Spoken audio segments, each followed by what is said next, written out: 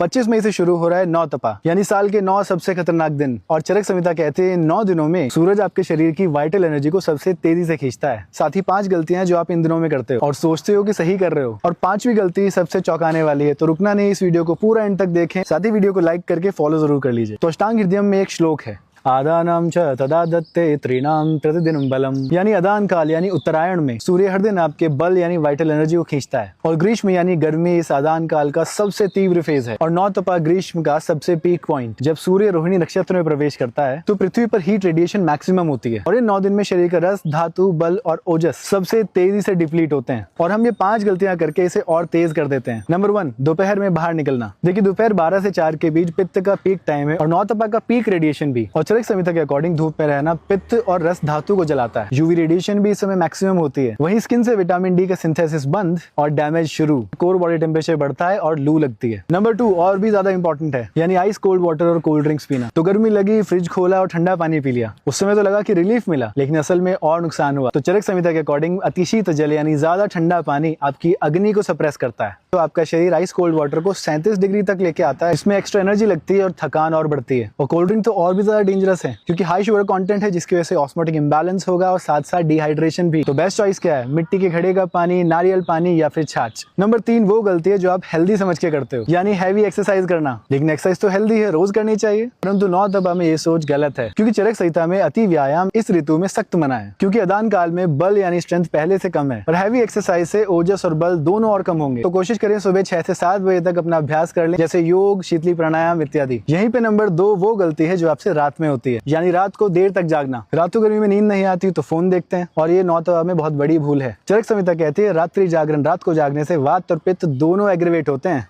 और लगभग रात 10 से 2 जो लिवर का रिपेयर टाइम है वो बर्बाद होता है। स्लीप डिप्राइवेशन से आपका हीट और कॉर्टिसोल दोनों बढ़ते हैं। 5वीं गलती, उपवास यानी फास्टिंग करना। ये सबसे चौंकाने वाली बात है। लोग गर्मी में सोचते हैं कि कम खाओ, डिटॉक्स होगा, वजन कम होगा, लेकिन चरक संहिता इसका बिल्कुल उल्टा बताती है। यानी हल्का लेकिन नियमित भोजन जरूर लें, क्योंकि 9 तपा में अग्नि कमजोर है, लेकिन बॉडी को रस धातु बनाने के लिए न्यूट्रिशन चाहिए। तो फास्टिंग से अग्नि और कमजोर होगी, वात बढ़ेगा, साथ ही चक्कर, वीकनेस और हीट स्ट्रोक का खतरा भी। तो क्या खाएं? उदाहरण के तौर पर सुबह सत्तू का शरबत और ठंडाई, दोपहर दही चावल या खिचड़ी, शाम को मूंग दाल, और रात को हल्का और जल्दी पचने वाला भोजन। और एक बात जो साइंस नहीं सनातन धर्म कहता है, 9 तपा में जितनी तेज गर्मी होगी उतना अच्छा मानसून होगा, क्योंकि एंशिएंट टेक्स्ट बताते हैं शुक्ल पक्ष के ज्येष्ठ मास में अगर रोहिणी नक्षत्र से लेकर अगले 10 नक्षत्रों तक तीव्र गर्मी हो तो संभावना है कि वर्षा भरपूर होगी। तो ये 9 दिन सूर्य की तपस्या है, प्रकृति का शुद्धिकरण है। अब ये कमेंट से मुझे आप बताइए कि इन 5 में से आप कौन सी गलती कर रहे थे। तो इस वीडियो को अपने व्हाट्सएप ग्रुप्स में अपने दोस्तों के साथ अभी जरूर शेयर करो, क्योंकि 25 मई से पहले हर घर तक ये जानकारी पहुंचनी चाहिए।